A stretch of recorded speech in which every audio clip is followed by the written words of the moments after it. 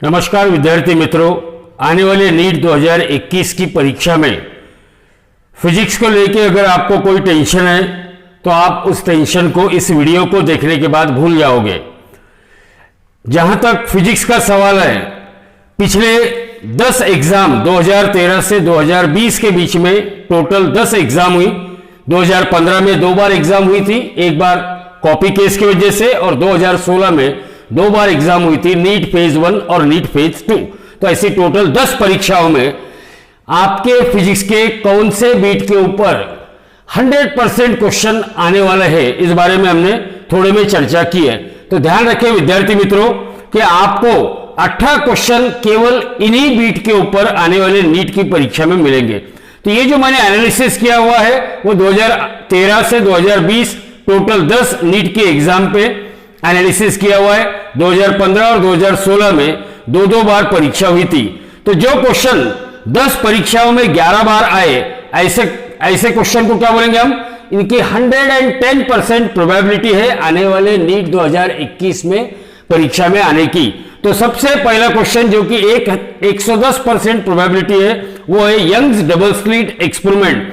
सिर्फ ये 2015 इसमें 2 बार पूछा गया था, एक्सेप्ट 2014, यानी कि यंग्स डबल स्लिट एक्सपेरिमेंट, इसके ऊपर आपको 100% 2021 में प्रश्न आने ही वाला है। दूसरा, जिस प्रश्न की 100% प्रोबेबिलिटी है वो है बोर्स मॉडल। बहुत आसान होता है बोर्स मॉडल, आपको मालूम है। बोर्स मॉडल के ऊपर एक प्रश्न हमेशा आता ही आता है, यानी कि आज तक कुल 10 परीक्षाओं में 10 बार बोर्स मॉडल पे क्वेश्चन पूछा जा चुका है। 2017 में 2 बार पूछा जा चुका है, लेकिन 2014 केवल एकमात्र एक्सेप्शन ऐसा है जब इस पे प्रश्न पूछा नहीं गया है। अगला है 100% प्रोबेबिलिटी वाला क्वेश्चन, डी ब्रोगलीज वेवलेंथ। आपको मालूम है एक छोटा सा फॉर्मूला है, तो डी ब्रोगलीज वेवलेंथ इसमें 10 में से 10 बार प्रश्न पूछा गया है। कुल 10 परीक्षाएं हुई और 10 बार इस पे प्रश्न पूछा गया है, यानी कि आने वाली परीक्षा में इस पे प्रश्न आने की 100% चांसेस है। फिर से एक 100% चांस वाला प्रश्न किस पे होता है, यूनिट्स एंड डायमेंशंस या फिर एरर, दोनों में से एक पे एक सवाल होता ही होता है। और ये क्वेश्चन काफी आसान होते हैं। अगर आप प्रीवियस ईयर्स क्वेश्चन भी करोगे तो आपको आसानी से ये प्रॉब्लम छुड़ाना, ये क्वेश्चन छुड़ाना आ जाएगा। इस पे सिर्फ 2006-2016 फेज 1 की परीक्षा में क्वेश्चन नहीं आया, बाकी सारी 10 में से 10 परीक्षाओं में इसमें प्रश्न आया है। इसके लिए आप यूनिट्स एंड डायमेंशंस और एरर इसके ऊपर आसानी से सवाल हल कर सकेंगे। अगली प्रोबेबिलिटी है, देखिए चैप्टर का नाम है इलेक्ट्रोमैग्नेटिक वेव। आप बोलेंगे इलेक्ट्रोमैग्नेटिक वेव, टोटल चैप्टर ही बोल दिया। एक्चुअली इस चैप्टर में 3 या 4 ही प्रॉब्लम्स है, और परीक्षा में अगर आप नीट के जो पिछले 10 परीक्षाओं में सवाल देखेंगे, हर परीक्षा में इस पे एक सवाल है। और वो सवाल किस टाइप का होता है कि वेवलेंथ ऑफ रेड लाइट ज्यादा है या वेवलेंथ ऑफ ब्लू लाइट ज्यादा है, एनर्जी ऑफ रेड लाइट ज्यादा है या एनर्जी ऑफ ग्रीन लाइट ज्यादा है। तो बहुत ही आसान सवाल होता है। आप 100% आने वाली परीक्षा में इस पे सवाल आएगा और आप निश्चित तौर पे इस पे आपको करेक्ट आंसर पे करेक्ट मार्क मिलेंगे। इसके बाद एक रेजिस्टेंस फार्मूला। आप सभी लोग क्या करते हैं, हजारों अलग अलग कॉम्प्लिकेटेड सर्किट रेजिस्टेंस के सॉल्व करते हैं। मेरी बात सुनिए, रेजिस्टेंस के सिंपल फॉर्मूले जैसा resistance in series, resistance in parallel, dependence of resistance on length, length अगर डबल कर दिए तो रेजिस्टेंस का क्या होगा, या 3-4 कुछ ग्राफ दिए हुए हैं रेजिस्टेंस के, उन्हीं ग्राफ के ऊपर अगर आप पिछले 10 सालों के सवाल अगर नीट परीक्षा में रेजिस्टेंस पे के सवाल देखोगे तो कहीं पे भी कॉम्प्लिकेटेड सर्किट या इक्विवेलेंट रेजिस्टेंस बिटवीन ए कॉम्प्लिकेटेड नेटवर्क पूछा नहीं गया है। पूछा गया है एकदम सादे सिंपल रेजिस्टेंस के फॉर्मूले के ऊपर। सभी टाइप के 3-4 फॉर्मूले आपको आना चाहिए। Dependence of resistance on length, length को इंक्रीज किए डिक्रीज किए तो उस पर रेजिस्टेंस पे क्या इफेक्ट होता है। तो इस पे हर साल सवाल पूछा गया है। सिर्फ और सिर्फ केवल 2015 में इस पे सवाल नहीं था, बाकी सभी 10 में 10 एग्जाम में इस पे सवाल पूछा गया है। इसके बाद का सवाल है रे ऑप्टिक्स। ध्यान रखना विद्यार्थी मित्रों, रे ऑप्टिक्स में आपको 2 सवाल, किसी भी नीट परीक्षा के प्रश्न पत्र में आपको 2 शब्द जरूर दिखेंगे, एक प्रिज्म और दूसरा टेलीस्कोप। यानी कि रे ऑप्टिक्स के अंदर आपको जो 2 सवाल पूछे जाते हैं, जरूरी नहीं है आपको पूरा रे ऑप्टिक्स कंप्लीट करना है। अगर आपने प्रिज्म के सारे सवाल ठीक से कर लिए और टेलीस्कोप के सारे सवाल प्रीवियस ईयर्स ठीक से अगर देख लिए तो आपको निश्चित तौर पे आने वाले नीट 2021 की परीक्षा में अच्छा स्कोर, 2 ही क्वेश्चन एग्जैक्ट आपको छुड़ाते जाएगा।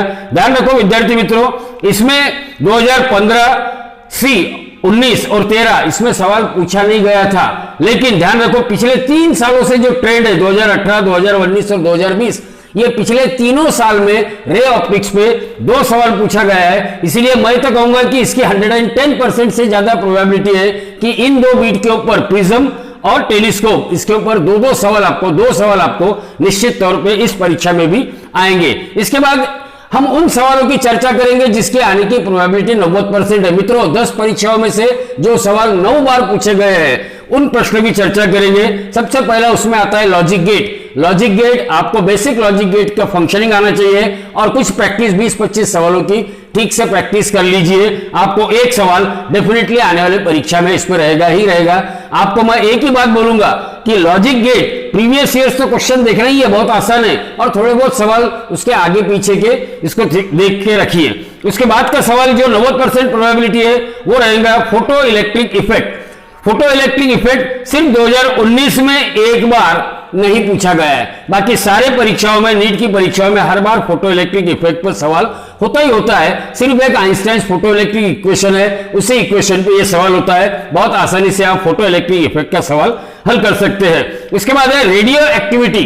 देखिए एटम्स, मॉलिक्यूल, न्यूक्लियर में रेडियो एक्टिविटी और डी ब्रॉगलीज वेवलेंथ, इन 2 पे ही क्या रहता है, सवाल पूछा जाता है। तो रेडियो एक्टिविटी के ऊपर भी हर साल एक सवाल होता है, केवल और केवल अपवाद के रूप में सिर्फ 2016 फेज 1 में इसमें कोई सवाल नहीं था।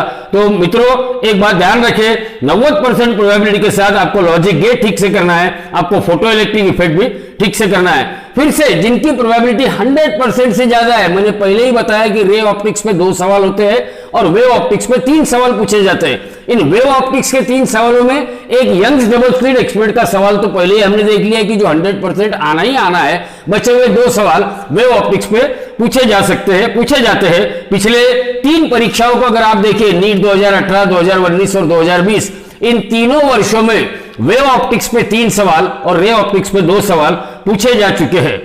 उसके बाद है ऐसा सवाल जिनके आने की प्रोबेबिलिटी 80%, यानी कि 10 परीक्षाओं में 8 बार जिस बीट पे सवाल आया ही आया है, वो है कैपेसिटर का फॉर्मूला। 3-4 कैपेसिटर के फॉर्मूले, series, parallel, what happens, parallel plate capacitor, what is the energy stored in charge condenser, इन 4-5 फॉर्मूले के ऊपर ही हमेशा नीट में सवाल पूछा जाता है। कहीं पे भी कैपेसिटर के कॉम्प्लिकेटेड सर्किट जिसकी प्रैक्टिस आप साल भर करते रहते हैं, मेरा एक आपसे गुजारिश है कि सिर्फ कैपेसिटर के फॉर्मूले के ऊपर ही सवाल पूछे जाते हैं। आप लगे तो पिछले प्रीवियस ईयर जो सवाल पूछे गए उनको आप देख लेंगे तो आपको पता चलेगा कि इलेक्ट्रोस्टैट में आसानी से आपको एक सवाल मिलेगा। एक बात ध्यान रखो विद्यार्थी मित्रों, मैकेनिक्स हो चाहे इलेक्ट्रोस्टैटिक्स हो, ये फिजिक्स से 2 सेक्शन ऐसा है जिसमें आप कितनी भी प्रैक्टिस कर लो, अगर सवाल परीक्षा में पूछा तो आसानी से 90-95% बच्चों को आसानी से आ जाएगा, और अगर सवाल नहीं आता है तो किसी को भी नहीं आएगा, 2-5% बच्चों को अगर छोड़ दिया जाए तो। एक ध्यान रखो, कैपेसिटर के फॉर्मूले के ऊपर जो सिंपल सवाल आते हैं केवल 2013 और 2020 में इस पे सवाल नहीं पूछा गया है। आने वाले परीक्षा में इसके आने की 80% प्रोबेबिलिटी है। अब ऐसे क्वेश्चन के बारे में हम बात करेंगे जिनके आने की प्रोबेबिलिटी 70% है, यानी कि पिछले 10 परीक्षाओं में जो 7 मरतबा आ चुके हैं। भले आपको इसकी इंपॉर्टेंस कमी लगेंगे, आपको लगेगा 10 में से 7 बार आए तो क्या खास बात है। ध्यान रखो मित्रों, 10 में से 7 बार आना है, इस बीट के ऊपर, इस बीट पे प्रश्न आने की प्रोबेबिलिटी कितनी है, 70% है। तो सवाल कौन से, ऑर्गन पाइप, सादा सिंपल फॉर्मूला है, कहीं कोई कॉम्प्लिकेटेड नहीं है, आपको कॉम्प्लिकेटेड एग्जांपल करने की जरूरत नहीं है। ऑर्गन पाइप पे उसी टाइप के सवाल बार बार पूछा जाता है। जो भी परीक्षक, जो सेटर है, वो सेटर उस परीक्षा के उस क्वेश्चन के पैटर्न को बदलना नहीं चाहता है, तो आप आसानी से छुड़ाए जाने वाले ऑर्गन पाइप के सवाल, प्रीवियस ईयर्स के सवाल अगर आप सॉल्व कर लेंगे तो आसानी से आपका एक क्वेश्चन आने वाले परीक्षा में बन जाएगा। इस पे हर बार सवाल पूछे जाते हैं, सिर्फ 3 बार 2015, 2019 और 2020 में इसके ऊपर किसी प्रकार का सवाल पूछा नहीं गया था। उसके बाद 70% प्रोबेबिलिटी वाला एक और सवाल हीट इंजन एंड रेफ्रिजरेटर पे आता ही आता है। हीट इंजन या रेफ्रिजरेटर पे एक सवाल हमेशा ही पूछा जाता है, केवल 2014, 2019 और 2020 की परीक्षाओं में इस पे सवाल नहीं पूछा गया था। इसके पश्चात है फ्रिक्शन पे हमेशा एक सवाल पूछा जाता है, बहुत साधारण सा सवाल होता है। फ्रिक्शन के अंदर केवल 2016 फेज 2 और 2017 और 2020 में 3 बार सवाल नहीं पूछा गया है, बाकी 10 में से 7 बार फ्रिक्शन इस बीट के ऊपर सवाल पूछा गया है। अगला जो 70% प्रोबेबिलिटी वाले चैप्टर है या बीट है वो है डॉपलर इफेक्ट। ध्यान रखिए, डॉपलर इफेक्ट केवल एक फार्मूले के ऊपर सवाल पूछा जाता है। पिछले 10 परीक्षाओं में 7 बार इसमें सवाल पूछा गया है।